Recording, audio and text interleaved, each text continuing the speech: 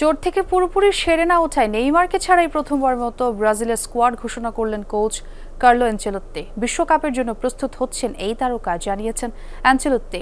25 সদস্যের ঘোষিত দলে নেই রদ্রিগো, আর 2 বছর পর ফিরেছেন ক্যাসেমিরো। ফেরার তালিকায় আছেন রিচার্লিসন, অ্যান্টনি সহ অনেকেই। আগামী 5 জুন ইকুয়েডর ও 10 জুন প্যারাগুয়ের বিপক্ষে বিশ্বকাপ বাছাই পর্বের ম্যাচ খেলবে সেলেসাওরা।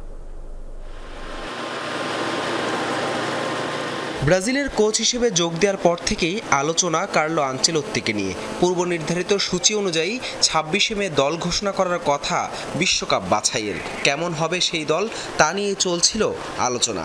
রোববার ব্রাজিল পৌঁছে নির্ধারিত দিনেই প্রথমবারের মতো ব্রাজিলের স্কোয়াড ঘোষণা করলেন কার্লো আনচেলোত্তি। দল ঘোষণার আগে রিও ডি জেনেরোতে ব্রাজিলের কোচ হিসেবে আনুষ্ঠানিকভাবে পরিচয় করিয়ে দেওয়া হয় আনচেলোত্তিকে। এরপর ঘোষণা করা হয় 25 সদস্যের স্কোয়াড, যেখানে 2 বছর পর দলে ফিরেছেন ক্যাসেমিরো। কোচ হিসেবে আনচেলোত্তির নাম ঘোষণার পর থেকেই গুঞ্জন ছিল দলে ফিরছেন একসময় রিয়ালের জার্সিতে মাঠ মাতানো এই মিডফিল্ডার। আর্জেন্টিনার বিপক্ষে খেলা সবশেষ দল থেকে বেশ কিছু পরিবর্তন এনেছেন ব্রাজিলের নতুন এই কোচ। ইনজুরি কাটিয়ে ফিরেছেন এলিসন বেকার।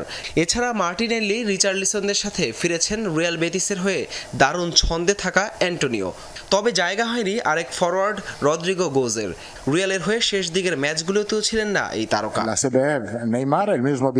তবে সব ছাপিয়ে স্বাভাবিকভাবেই আনচেলোত্তির ঘোষিত দলে বড় আলোচনা নেইমারের না থাকা নিয়ে। যদিও ইনজুরি থেকে পুরোপুরি সেরে না ওঠায় স্কোয়াডে জায়গা হয়নি এই তারকার, সেই ব্যাখ্যা দিয়ে কোচ জানালেন বিশ্বকাপ নিয়ে নিজের এবং নেইমারের লক্ষ্যের কথা। ব্রাজিলের অনেক প্রতিভাবান খেলোয়াড় আছে, অবশ্যই নেইমার বিশেষ এবং তার উপর দল অনেক নির্ভরশীল। তার কাছ থেকে সেরাটাই পেতে চায়। সে ব্রাজিলে ফিরেছে খেলার জন্য এবং বিশ্বকাপের জন্য ভালোভাবে প্রস্তুতি নেয়ার জন্য। ব্রাজিল ফুটবল ফেডারেশন, আমি সহ নেইমারেরও একটাই লক্ষ্য, বিশ্বকাপের জন্য প্রস্তুত হওয়া।